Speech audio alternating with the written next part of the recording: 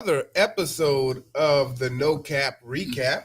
And as you can see, this isn't Pastor Ellington. This is, how do I address you? Reverend Hank, Reverend Henry, Uncle Hank. Uncle Hank, Uncle Hank. Uncle Hank filling in today. So let's make sure we're looking good on all platforms here. All right. Yep, we're looking good, sounding good. So today, just pull the microphone a little closer to you so we can make sure they pick you up there. Okay. Uncle Hank is the one who gave the message today. Okay. And for those of you that are tuning in for the first time, this is the No Cap Recap. New Horizon Ministry has their church service on Saturday at 11 a.m. They do that so it is accessible to those that need public transportation, and also to try to remove some of the excuses like the Seahawks playing on a Sunday, so that they can come in, get the word, fellowship, and then go about their day. And so 4040 Wheaton Way, Suite 203 is where New Horizon is at. And so we encourage you to come on down 11 a.m. on Saturdays and, come and be a part. Great church body doing some wonderful things. So what the No Cap Recap is an opportunity for us to get a little bit deeper in the word that was preached earlier today. And so the minister who preaches the word comes from that side. And then I come from the secular side. So I come from someone as an outsider, not in the word. I have made it plain that I do believe in God, but I have not been a part of a church in decades. Matter of fact, I just joined New Horizon last week. Wow. And so, Wow. there's a lot of folks that have grown up in the church and have fallen away from the church for various reasons, people that never, participated in church. And my thought on that is the Bible has a lot of good things in there and can help you in whatever it is that you're doing in your life. And if you happen to find God in that along the way, then I think that's a bonus. But it's an opportunity, right? So what I'm going to do is I'm going to read the Bible verse, and then I'm going to have Uncle Hank kind of recap, about 2 minutes, kind of what the message was about and what the purpose was, and then we're going to just have some dialogue based on that. Okay. How's that sound? That sounds great. Wonderful. Sounds good? All right. I like it. Let me go ahead and send this out to our Facebook folks, Okay. friends out there in Facebook land. Okay. Do like, subscribe, and share so that you never miss an episode. And make sure that you subscribe to New Horizon Ministry also, Okay. so that you have the word, because that will build on it. All As right. I'm pulling this information up, keep in mind, a lot of times you come to church, for those of you that come to church or mosque or however it is, and the preacher preaches the word, and then you go on about your day. There's not a two-way conversation aside from amen, hallelujah. So this is an opportunity to have some dialogue to kind of go along with that. So today we're in Genesis 12, 1 through 3.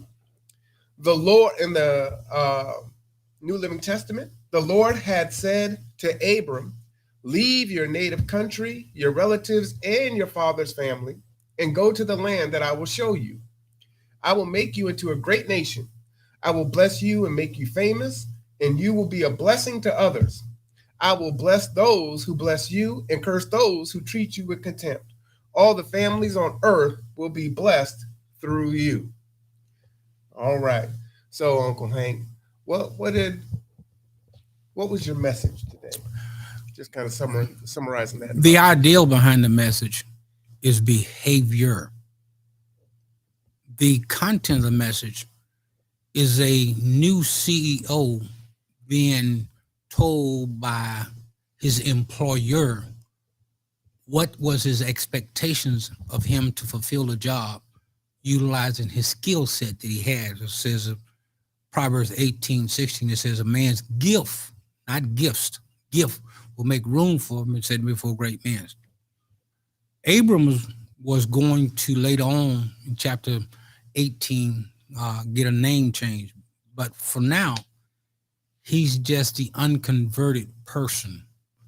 And he's now have to change his behavior because his family, who was part of Shem, which was Noah's oldest son, who received the birthright, who would get us down, if you do a genealogy, comma, why bother concept, to get us to the Jesus Christ, who was born of Mary, so that he could take away the sins of the world.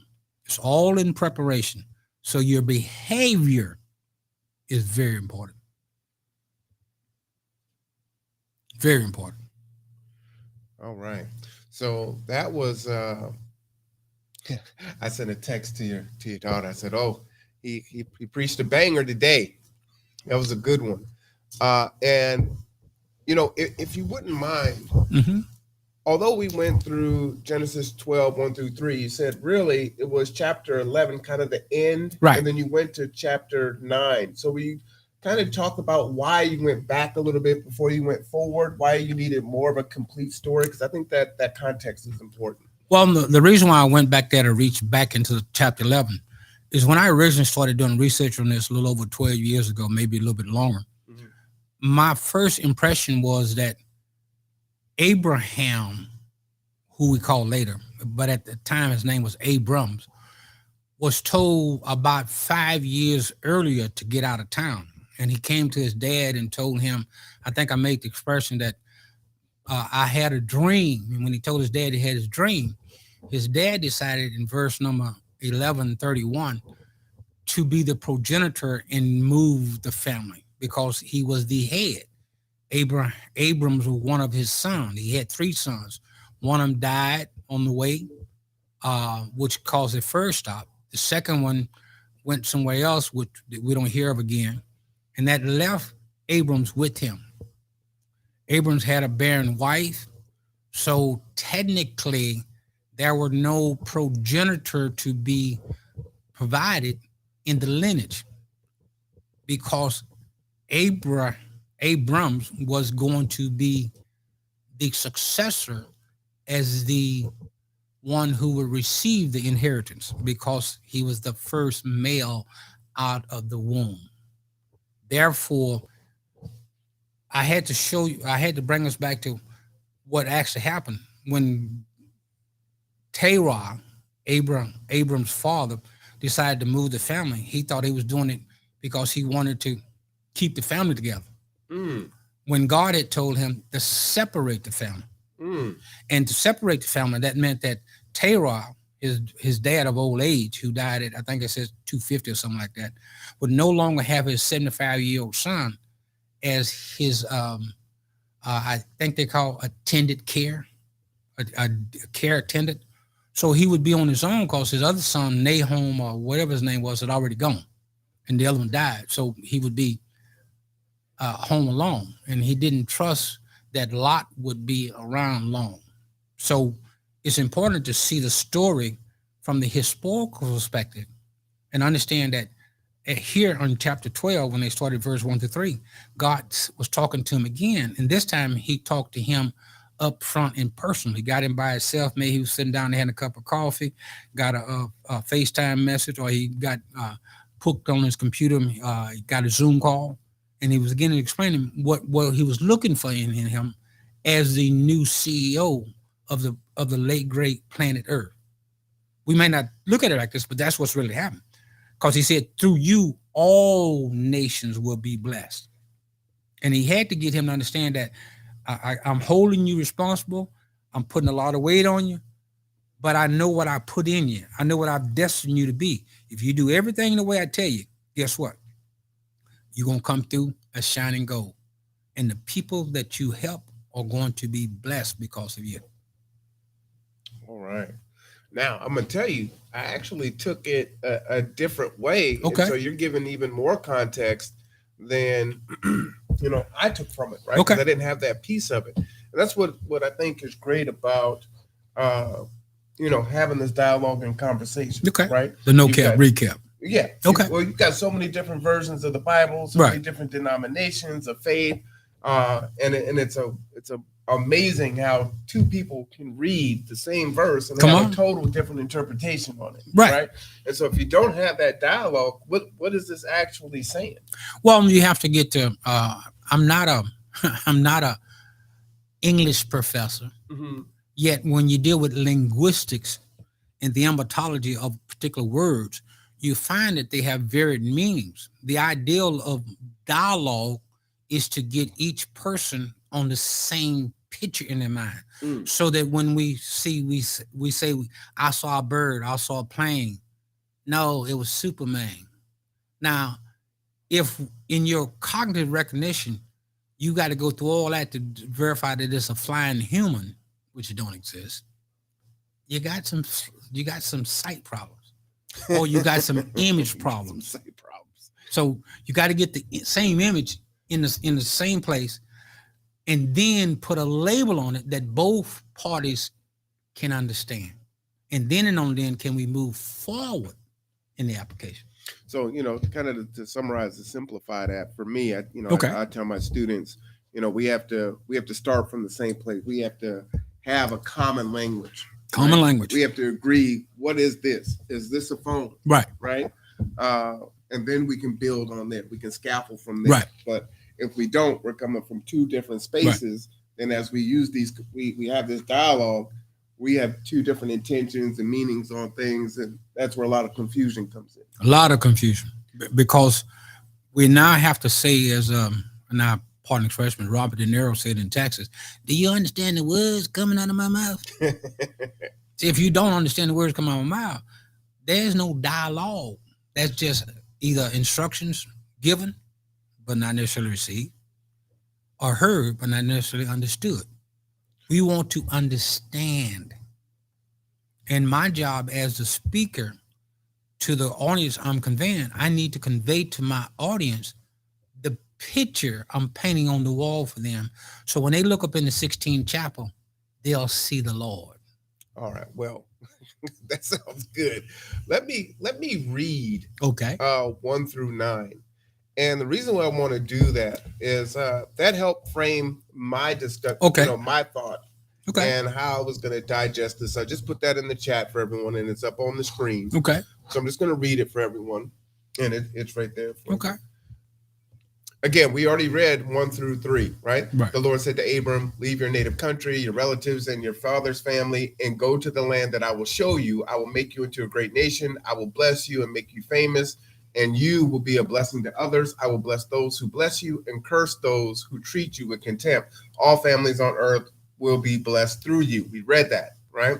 Now, 4 through 9, which really helped to frame my learning and, getting the meat from this sermon today. So Abram departed as the Lord instructed, and Lot went with him. Abram was 75 years old when he left Haran. He took his wife Sarah, his nephew Lot, and all his wealth, his livestock, and all the people he had taken into his household at Haran, and headed for the land of Canaan. When they arrived in Canaan, Abram traveled through the land as far as Shechem. Yeah, Shechem. There he set up camp beside the oak of Moreh. At that time, the area was inhabited by Canaanites. Then the Lord appeared to Abram and said, "I will give you this land. I will give this land to your descendants." And Abram built an altar there and dedicated it to the Lord, who had appeared to him. After that, Abram traveled south and set up camp in the hill country, with Bethel to the west and Ai to the east. How do you say that? Ai? Yeah. Okay. There he built another altar and dedicated it to the Lord, and he worshiped the Lord. Then Abram continued traveling south by stages toward Negev. Now, what I thought was really powerful about this, and I'm going to show you guys my notes, right? Leave your toxic family members, your friends, your relationships, your job, and be obedient. Do God's will. And sometimes we're trying to get out of a situation that we're in to fix our life. Quote unquote. We hang on to things. We want to have this change, but we want to do it our way. Correct. Right? We don't want to do it God's way. Correct. And again, I'm coming from the worldly Okay. side. But if you if you're having a conversation with an advisor or a mentor, you know the difference between sound advice and hearing what you want to hear, Okay. right? And so, we cling on to that. And I told the story about when I came here and started attending OC back in the 90s. And part of that was I was still hanging out and partying with my brother, right? I'd go to school during the day. As soon as class was over, I'd walk over to his house. They're just waking up from partying the night before and getting in the shower, and then go to the store, get the beer, get the barbecue going. The girls are coming over, playing video games and spades and dominoes and all that good stuff. And I had a foot in both worlds, right? And for a while, I walked that path. And I'm not saying that you're necessarily going to cold turkey it. Okay. But I was on that path of trying to get to where I wanted to go. Okay. But you said behavior, which I think is really powerful, right? Do your words match your actions. That's critical. That's important. And so I have conversations with folks all the time. And it's like, well, I want to do this. I need to do this. I'm going to fix this. I'm on this way. This is what I'm about. And it's like, well, is that what you talking? That's about what you're about, or is that what you're doing? That's what you're about. Because these things aren't matching, right? And so folks will hang on to those toxic relationships, those friends, right? Which are usually fair weather friends, right? They're hanging out with you because you got the money to buy. You got the money to buy the drink, or you're the man to hang out, right? And then as soon as the going gets tough, they get going. They get going. They're gone. Right? Jump ship, left you alone. And folks will have this crazy sense of loyalty, to folks that don't mean them any good. Right. It's like, well, no, I don't want to, they were there for me at this point in time and this and that. But those folks are preventing you from being the person that you say that you want to be. Okay. Fixing your situation, right? And let me give you a quick analogy. Some years back, I heard about the 3 T's: toxic, turbulent, and troublesome individuals in your life. Toxic, turbulent, and troublesome. Ooh, I'm gonna type that. The 3 T's. Mm-hmm. And I think there's a couple more, but there's at least 3 of them. Toxic is a person who's infected with not good concept, and they come along and they're always in trouble, and you being their friend, and you say ride or die, BFF, and you want to really help that individual, yet the individual have not done as the prodigal son did. The prodigal son, the brother that had the money, that his dad gave him the money when he should have knocked him upside the head. And I do mean knocked him upside the head. He could have knocked some sense into it. But he gave him the money because he wanted him to learn on his own. See, when he became the prodigal son, you could say that he learned that you can learn a lot from a dummy. Because when he looked at the side of old Betsy that morning, he said, you know what, Betsy? You've been real good to me. You shared your food. You shared the warmth from you. Hey, and we've been here for a time. You even allowed me to now lay me down to sleep. I didn't pray to the Lord for my soul to keep, but, I did.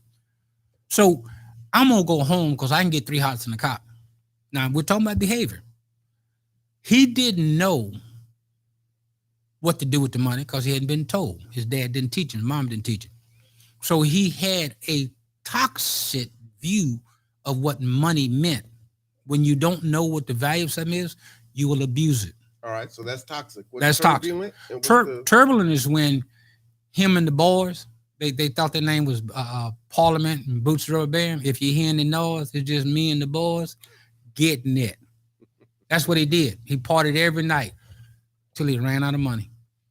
And when he ran out of money, he began to do something that as a person of his nation would do. He went to work with the hogs because Jewish people, as a norm, don't play with the hog, bro. It's part of their dietary thing. They don't play with the hog. All right. So that's turbulent. What's the third one? And the third one is troublesome. Is they hung around him everywhere he went. They were his crew. Psychologists say if you want to change your behavior, you want to change your circumstance, You have to get away from those 3 T's so that you can begin a new life.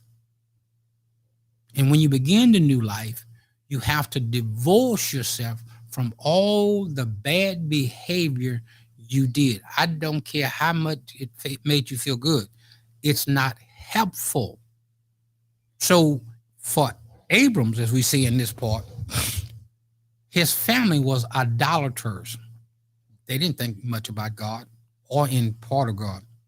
So in order for him to get to the next part, he had to stop fitting to do and begin to do.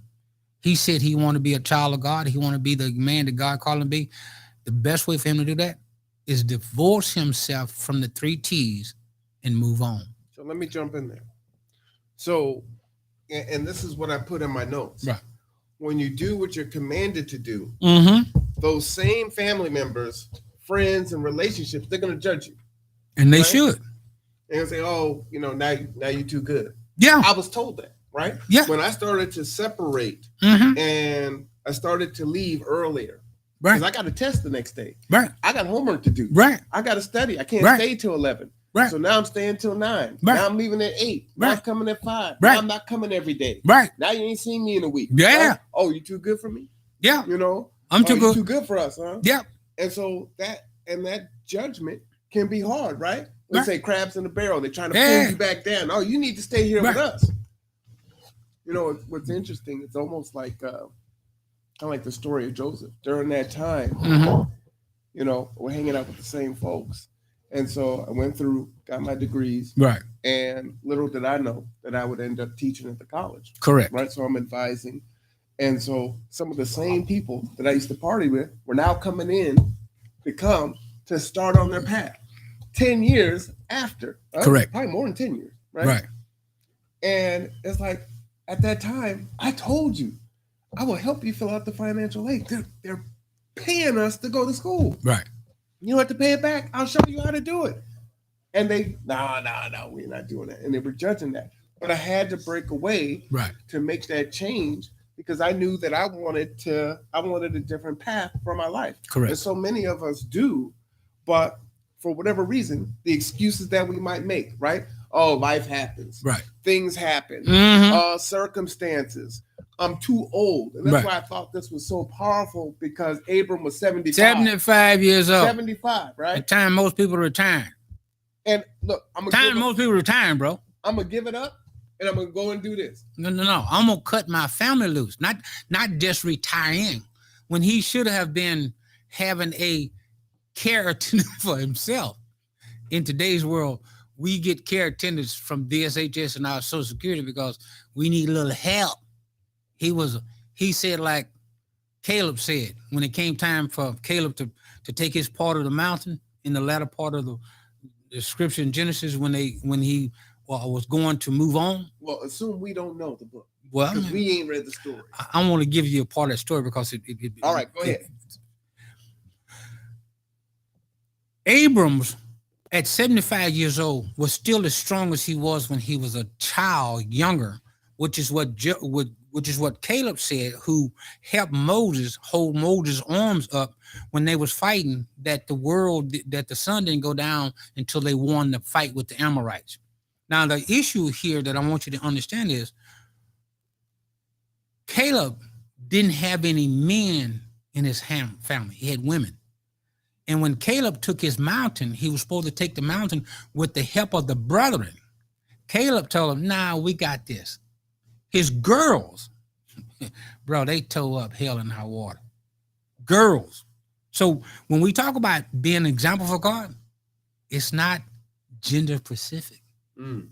It's male and female. His daughters took that mountain. His daughters. A lot of people talking about woman ain't got no place about. Well, why are they taking them out? Them women. Well, let me Yeah. pull you back because we want to stay on the Yeah. age thing. Right. He was 80 years old. He was at 80 years old. He told Moses, nah, I got this. I'm just as good as I was 40 years ago when I helped you hold Moses' hands up that day so we could fight. 80 years old. Here's Abram, 75 years old. He acted just like him. Though I got it. So I'm going to move. So let me ask you a question. Sure. have you spoke with people that have said, it's too late for me? Mm-hmm. I shoulda, the shoulda, woulda, Mm-hmm. couldas. Yeah. And that's the reason or the excuse that they're given Right. to not do Right. what they know they should be doing. Right. Right. I get that all the time. Right. I went to the 9th grade. I started at OC in '97. Mhm. Right. Got my GED. Right. And I could have said, it's too late. Right. I'm too old. Right. Matter of fact, I did say that. Right. I told that to my dad. Right. I told him, he said, oh, son, I think you'd be a good educator. Come on. And I'm like, no, Dad, they're not going to let me teach in the college. I got a record, this and that, my experience. He's like, well, no, son, but I'm stubborn, right? No, you don't understand. It ain't like it was back in your day. Right. You just don't get it. Little did I know.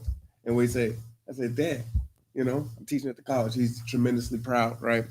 So, well, I said, I don't need to. I don't need to hear. I told you so. But I'm gonna tell you anyway. Remember, that's what we said. Maybe the title of the sermon should have been "I told you so." Yeah, because when it gets to that, when you think about it, at 75 years old, branching off on your own, bro. At 15 is scary. What do you think this man at 75 years old, who have been for years under his dad's direction? See, here that was a lot of influence. God had to get him away from the toxic environment so that he could put something different in him, so he wouldn't be angry, he wouldn't be mad, he wouldn't be upset and say, every time I turn around, I got handcuffs on, I can't do it. It was important for him to be obedient to the voice of God, even at 75 years old, squashing everything and starting over again. Which goes to behavior, right? Yeah. Behavior. Obedient to the behavior. Yeah. Obedient to what you say, that's what you want to do. Right. I'm trying to change my life. Right. I'm trying to be clean. I want to get this job. I want to be able to take care of my family. Right. I want to be able to, whatever that is, right. You need to be obedient to that. You need to match your behavior to what you're saying, and your age has nothing to do with it. Nothing at all. If a man is 75 years old can begin a new, and he didn't say take a letter Maria. No, he started a new life though. And that was one of the morals that I put here. I should put this on the screen so people can see. I'm going to flash that up there just so y'all can see. That was one of the morals that I took from the message. Another moral that I took from it was, you don't know where you're going or what you're supposed to be doing. I hear that a lot from folks where they say, well, I kind of want to do this. I want to do that. They've got all of these ideas in their head, but they're not taking any steps toward it. Right? Analysis paralysis. Oh. They got all these ideas, but they're not making any movement toward that progress. But they'll stay in what they know that's, what'd you say, toxic, turbulent, and troublesome. Right. But you're not going to change the situation. So it's like, well, I don't know what the future is going to hold. I don't know if I can do it. I don't know if I'm going to be successful. I don't know what the outcome's going to be. It's going to be too hard. Look at all these obstacles and the unknown. And in our conversation right now, one of the things that I thought was really important, at least for me, was that it's not so much about the destination. Now we're trying to get to heaven, for those that are saved, and believers. But from a secular side, the journey is important. You may not ever get there, but you need to be on the path of trying to get there, right? I love for my company to be a $5 million company, a $10 million company, a $50 million, whatever I want. Okay. Right? I need to be working toward that. Now, I may never achieve that, but I should be working in that direction. I want to lose weight. I want to eat healthier. I want to have positive relationships. Whatever that is, I need to be on that journey of doing that, even if I never make it there. Right. Part of the process that I used to use, I'm growing up in the South, there was a term we used to use called fitting. I'm fitting to do. I'm finna do. Stop fitting and just do it. When you get to just do it, what you end up doing is say, I want to become. Now, Luke chapter 14, verse 31 says, what king goeth to war who does not first sit down and consider whether he would 10, because of doing it again comes to 20. I guarantee you, when Abram was contemplating moving, that came to his mind. Mm. But the verse 4 and 5 says he was obedient and left as instructed. And when he left as instructed, the benefits became once he began to do. You can't get there if you never start. So look at this. I highlighted this. The weakness of when, Okay. right? If you are on your path, the when is now. But for so many, excuses and reasons that people give, Mhm. well, when the situation Correct. is resolved, when I get enough money, when the stars align, Right. when I get over this, when this date happens, Mhm. when New Year's happens, right? Then I will begin to do the behavior in the direction of how I want to change my life. Okay. But the win is that's a weakness, right? The weakness of win. The win is when you start matching your words to your actions. Pick a spot and start. That's all you can do. If you say, I'll do it tomorrow, remember, tomorrow is the first day for the rest of your life. Tomorrow will always come. But today only lasts for so long. And what do folks say? They say, hey, if I would have just done this earlier, they get to the other side. It's like, man, I could have did this 2 years ago. Long time I could have done this 4 years ago. Yes, sir. And you talked about how, it took you 5 years and you were angry. And, what I wrote on that for my reflection is God is talking to you, but you're not listening. Hey. But when you look back on a situation in your life where you weren't listening, you finally got on the path, you started matching your words with your actions, your behavior started to be congruent with what you said your goals were, everything changed. And reflect on when God spoke to you, but you didn't listen. And then remember when you decided to listen, and when you did, how long did it take for that situation to change? Straight away. Whether it was your attitude, your desire, right? It started with my attitude. Yeah. Deep inside, my desire was to be the person God said I was. Sometimes we don't see ourselves as what God said we are because of our environment. Those toxic relationships, those troublesome relationships, those things keep us from moving. It's too much chatter, too much turbulence. And, the wind's blowing too hard, but we have to learn if we have to bend our head down to walk in the wind or turn the back to it. So when the wind pushes up, we will stand straight up. We still begin to move forward. And once we begin to move forward, we realize, as St. Augustine said during the Reformation time, he said that he came to the conclusion that the thing God want of men was so easy, he'd have been far ahead of the game if he did it a long time ago. Long time ago. God ain't putting no more on us than we can bear. If he doesn't put any more on us than he can bear, we need to perceive, believe, and trust that he's got us. He got our back. And if we don't believe that, we don't do accordingly.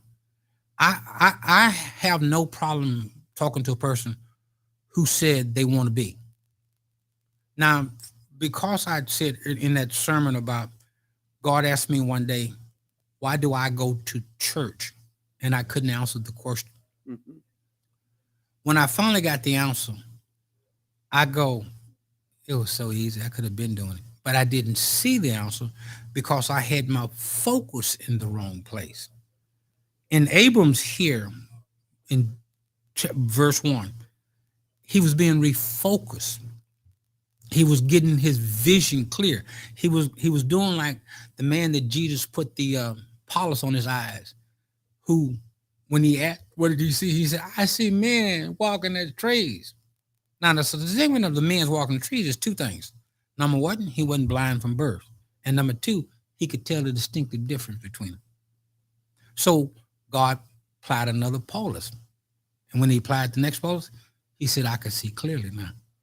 I hope that this will help others as well as myself, because for me to preach it or talk about it the way I did, I had to begin to see properly. I had to move the scales from my eyes. I had to move my anger, my feelings, my remorsement, my attitude. I had to get it right. My behavior had to change. So let me jump in there. So that's the next thing that I put down there. And again, I'm just going to show you the notes, right? It's interesting when you're in sync there.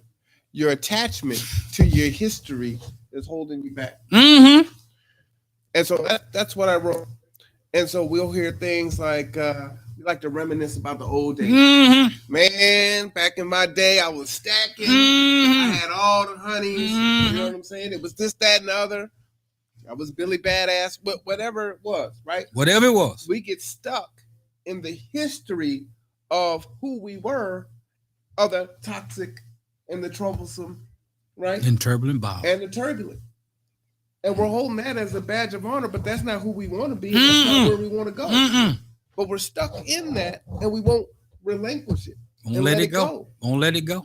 Your attachment to your history is holding you back. So you talked about being angry, right, and needing to analyze, and being able to hear, listen, in order to change your behavior. So that was really powerful to me. And I put 3 steps down because I think that's always helpful for people to, well, how do I get there, right? It's great. You're having this conversation, but what do I do? What are the steps? What I heard you say was, 1, you need to learn how to listen. Okay. 2, you need to learn how to understand. Okay. And then 3, you need to get to doing. Get busy. You gotta get to doing. That's right. And I love because I'll ask myself those questions too, right? The weakness of when, if you're on your path, is when you look back, where was that time when you said, hey, I want to change my life, I want to change my behavior and go down in a positive pathway? What does that look like for me? And for me, in that scenario, that example was, I'm going to college, but I'm going to the party house. I'm going to college, I'm going to the party house. I'm not being congruent with what I'm saying that I want to do. And after some time, the party house started to fall away, and then I was totally focused on what I said I wanted. My behavior matched my actions. Come on. It matched my outcome. I didn't know where I was going to go or when I was going to get there. And I'll tell you what, when I started going to OC, I didn't know anything about college. Remember, I only went to the 9th grade, right? And then I didn't go to college until I was 24. So when I got in there, I thought my associate degree in business was going to have me a briefcase, downtown Seattle, making $100,000 a year, wearing a 3-piece suit. That degree wasn't worth the paper it was printed on. Well, you know what that was? That was just your imagination. Well, it was running away with you. You need to go get it because it's totally out. But it's a good imagination. At least you could dream. But here's what's powerful about that, right? I had to have that success to go on to my bachelor's program. I had to have that success to go on to my master's degree, right? So my behavior became the journey became the most important thing.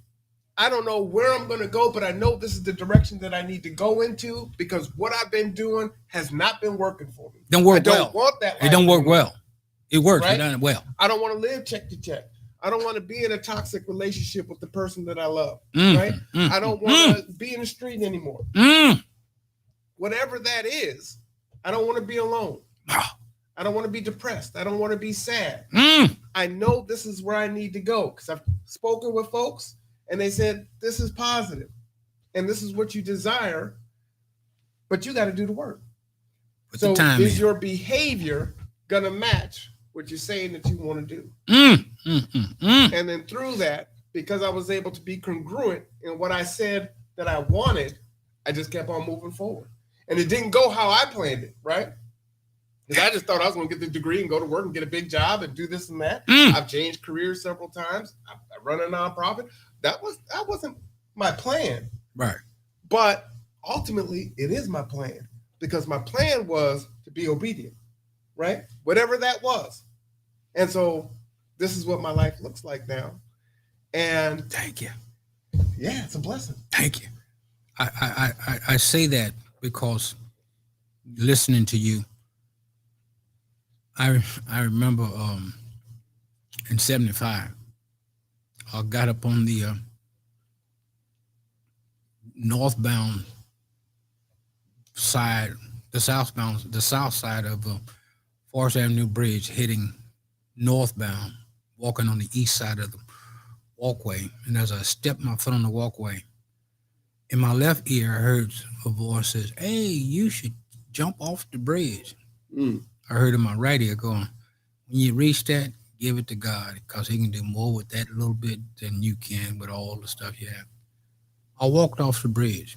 Between that time and now, I was married for 45 years, short 8 days, 5 kids, 2 stillborn. And then I learned what I was supposed to be doing after it occurred. And I realized that all of this time I had been heading down the road that I had told God I gave it to Him, but I never really relinquished it completely. So He had to take me to the point where I've learned to hear His voice, listen to the instructions, and do, not attempt, do. The only thing that beats a failure is a try. Mm. You may not succeed the first time, but as the old folks used to tell us, try and try again. Because as long as you're trying, you're making the effort to become. And you can't mess with that. That's the behavior of trying. That's the right? behavior. That's the behavior. Your behavior is trying, Right. putting forth the effort. Right. Right. Yeah, I think that's important. Right. And in that, what you said that really hit me there. When I started G2, Right. right? I don't know what it was going to look like. I put my own money into it, right? Went into debt. I just know that I need to be in service, right? Fill these gaps, Right. And do something more than what I was already doing. When COVID hit, the doors were going to close. We were making hand sanitizer and we were sewing masks and selling them. Right. I took a job with the Navy out at Bangor, right, to keep the doors open. Didn't know what it was. However, I knew the direction of which I was going. I didn't know what it was going to look like. I didn't know what the outcome was, but the behavior was we move forward, whatever that looks like. Keep pressing forward. Didn't mean that it was going to be easy. Right. Didn't mean it was going to be uncertain. Right. But I knew this is the direction, this is the path that I'm on, and I need to continue to walk this path. Right. However, it might be that the doors do close. But But my job was to try to keep the doors open, keep doing the mission. So we sold the mask. We sold the hand sanitizer. We're buying bottles of alcohol, Everclear, and mixing it and doing all that. If y'all can remember back when it started. Go ahead, Rev. Well, I want you to finish your story, but I wanted to comment on Yeah. what you were saying. Okay. So we were doing these things, still serving folks. The podcast was created in COVID, right? Because folks didn't know what was going on. Folks were isolated. We had to lock our doors. It was a way to keep in touch with folks. Now the conduit is something that I had never envisioned it to be. That wasn't the purpose of starting the podcast. And now it's this thing for the community, for the county, which is amazing. So when I wake up, my behavior matches what I say that I want. Come on. Whatever you're trying to do in your life, let your behavior match what it is. If you're trying to stay clean, go to AA meetings, go to NA meetings. Be around those folks that are positive, not negative. Right.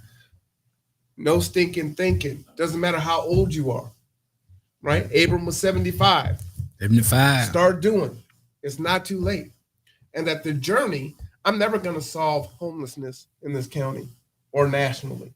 I'm never going to be able to make it to where folks are going to have transportation whenever they want. I'm never going to make it to where everyone has a meal whenever they want. Right? That need will always be there in some capacity. That's not the outcome. That's not the goal. The outcome and the goal is to help in the capacity in which that I can, in the knowledge, skills, and abilities and blessings that God gave to me, whatever that looks like. Go ahead, man. So I just wanted to say, and kind of what you said kind of caught my eye when you're like you know, you were just kind of doing the work, pretty much, and you didn't know what the outcome was going to be.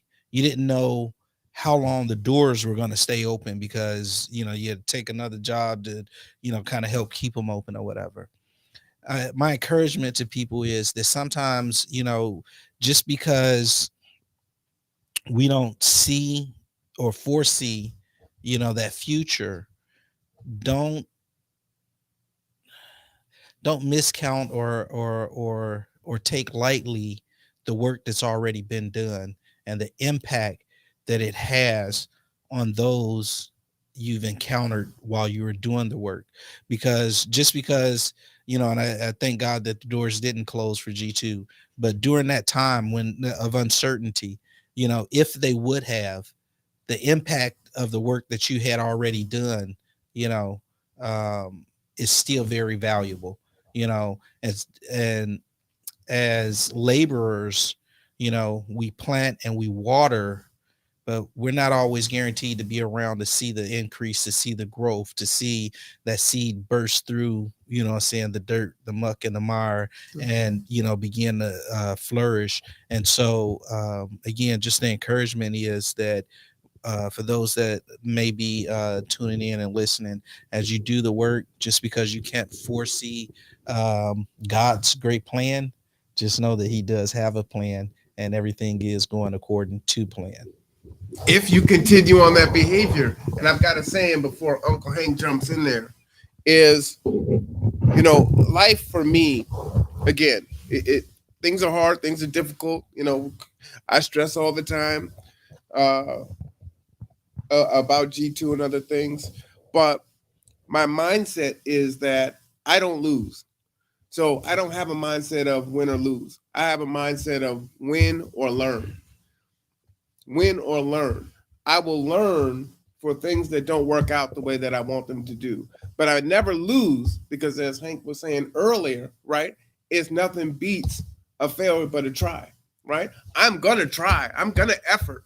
I'm going to have my behavior match. I'm going to do everything that I can. And if I fall short, I know that I was on the path. I still know that I did what I could, right? And I'm not saying I throw my hands off and I say, Jesus, take the wheel.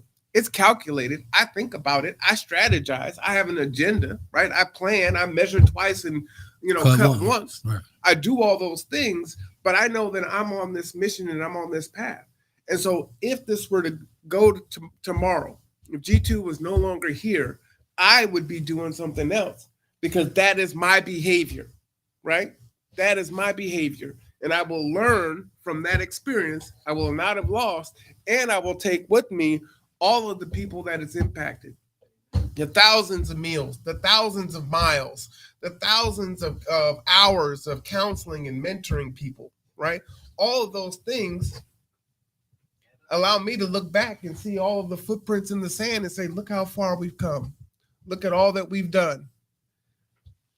I'm headed in the right direction. Go ahead. Two thoughts. Mm-hmm. Number one person said that when he got a chance to talk with his brother, he said, what you guys did, you meant for evil, but God meant for good. That's number one. Number two, if I fail, it is what he planned. Because Proverbs 3, 5, and 6 says, lean not to our own understanding. Acknowledge him in all thy ways, and he will direct thy path. Just cause I didn't see it don't mean it ain't what it's supposed to be. Because God had a plan. If we go back to the lesson we started from, verses 11, 31, and 32 shows that the plan got started, but it was not started by the right person. And therefore, in order to get the credit, the person had to be removed. And that's the process. Sometimes we have to learn to trust the process, not the procedure, the process. When Abram began to be told in 12:1, his interview was in the final stages of, you're ready to start work. When this conversation is over, you're on the job. It wasn't, oh, we're still interviewing. No, we've chosen the applicant. It's you. And starting when we get through talking, when I stop talking, you start working. Why? Because I will guide you through the process. So if we trust the process, we'll end up in the place we need to be, regardless of what it looked like. If my business failed, that's the reason why it failed. It was my business, not his business. There's a difference. When it's his business, he told Jeremiah in 29:11, I know thee. I know I have thoughts of thee. I have all this planned for you. This is what I'm trying to do. So guess what? Be crying. Be telling the folks, oh, it's so sad, because you're going to see destruction come on. But that's not the problem. The problem is I need to change their behavior. And if destruction gets them to change behavior, destruction is going to be applied. Because that's what need to occur. So if I close my doors, that's what the problem was. They were my doors, not his doors. God never closes one door without opening another. If his job ain't finished, all he do is move it around in the right way, so that at the end of the day, now if you notice verse 5, I think it was, says that in verse 4 and 5 says he went and did as he was instructed. Now the minute he began to do as instructed, he's not applying the concept of understanding and moving forward in the direction that God wanted. Let me jump in right there, because I think that that piece is super important. Because what I get from a lot of folks is they live their life how they want to, right? The behavior is not congruent with what they say they want to happen. But then when good things start to happen that they had nothing to do with, they say, well, maybe I just needed to go through this to get to the other side. But it's an excuse to go to the casino. Right. Or be out in the street. Right. And it's important to be intellectually honest with yourself and accountable. Right. Are you changing your behavior and your actions, or are you just freewheeling and doing what you want and then hoping that things are going to happen different? And I'm not saying that God isn't going to put you through things, or you're not going to go through situations that you're going to learn from. Right. But sometimes people use that as an excuse. I'm just going to keep on living and doing what I'm doing. And when it finally goes away, it's going to go away. But that's how we come up with those sayings of, man, I could have been doing this a long time ago. Yeah, you could have. Right. If you were obedient. Right. If your behavior matched your actions. Right.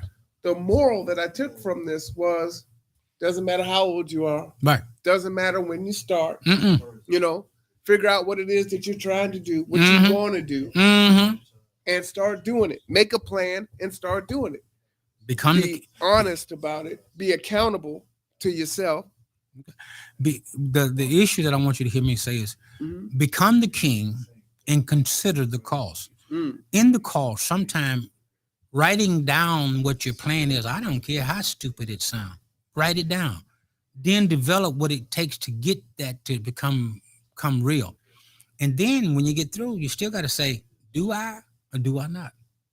And if you say I do, then understand this is what it costs to be the boss. That's part of the process that sometimes we never get to because, well, my one told me it's okay for me to not move forward. Well, but he didn't talk to Marwan. He talked to you. You got the instructions.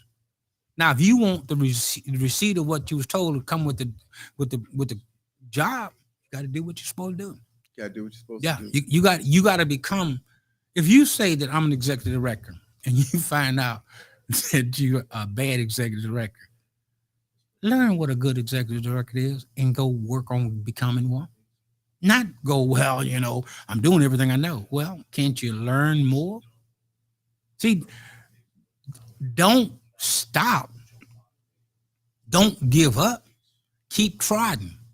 If you don't know, knowing that you don't know is the best thing you can know, because then you can stop saying, I didn't know that I didn't know that I didn't know that what I need to know I didn't know. But you got to be honest about that. Right. Right. That's the revelation. So it's like, I didn't know. Well, what did you do to figure it out? Nothing. Nothing. Nah. I just had this conversation with someone the other Yeah. day. It's like, all right, so you're wondering about why this situation Right. is the way that it is. Did you talk to the people? Well, no. No. So how are you gonna get the answer? But see, I didn't take into concept what Billy Preston says. Nothing from nothing leaves nothing. If you don't do nothing, nothing occurs. If you don't engage, nothing occurs. It requires input from the person or persons who want the change to occur. We didn't say you had bad behavior. We say you need to change your behavior so that you can be successful in moving in the direction you believe, not I believe you need to go, So regardless of what I say. as we wrap, Okay. I took something new. The 3 T's: toxic, turbulent, and troublesome. Right. Identify those that are external in your life and try to remove those. Right. Identify those that are internal, because you might be the toxic person. Hey, You might be the troublemaker. as a man thinking in his heart. You might be the one that's causing turbulence. Hey. And you might recognize that if you just remove those two things, internally and externally, your pathway will get a lot easier right off the bat. The psychologist said that the inside and the outside become congruent. They're not at an odd. Paul said in Romans chapter 7, I find a problem. When I would do good, evil will present. Mm-hmm. And if I would do what I should do, then it's not me, but rather the God in me. But if I do what I do, it's no longer God in me, it's the sin in me. So I find a conflict. Mhm. I have to give in to the fact to become, it's going to cost some pain. To become. The last word, I'm gonna give it to the Rev, but we there's a saying that says, well, tomorrow's not promised. We hear that all the time. And that's why I believe that the journey is more important than the destination. We know what the destination is supposed to be, where we're trying to go, but you might not wake up tomorrow. You might not see 2024. So you have to be on the path. Your behavior has to be congruent now. You don't know what that's going to be, but you want to be clean. You want a new job. You need to go to college. You need to do some vocational. You want a positive relationship.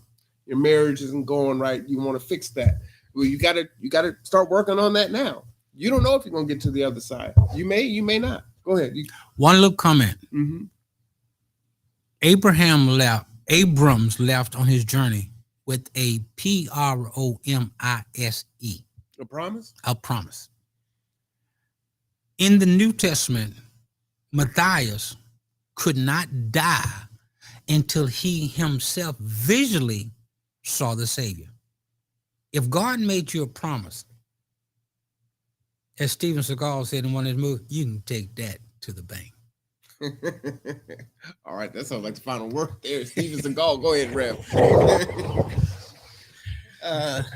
Just for a final word, I want to again thank Minister Shepherd for delivering an awesome sermon today, and then not only that, for sticking around and sitting in the hot seat that I usually occupy every week when he grilled me on my sermons. The beautiful thing is that, week in, week out, many believers go and they occupy building space and they listen to sermons, and some walk away not really having a full grasp or understanding of what was said, and to have the opportunity to have that dialogue with the one that presented the sermon is so powerful. And so again, I thank you for hanging around the extra bit and sitting and kind of going through in more in depth in what you were preaching, even though it was a pretty awesome sermon in itself. So my last words is may all of you who tuning in and are here in the audience, It's okay. I don't need to be on camera. They don't need to see my ugly mug. Anyway, may you always just be blessed as you bless the name of our the one and only true living God, and may you always be encouraged in our Lord and Savior Jesus the Christ. Those are my final words. All right. And with that, for the Rev, for Uncle Hank, I am R1 Cameron. This is the No Cap Recap. This is the Conduit.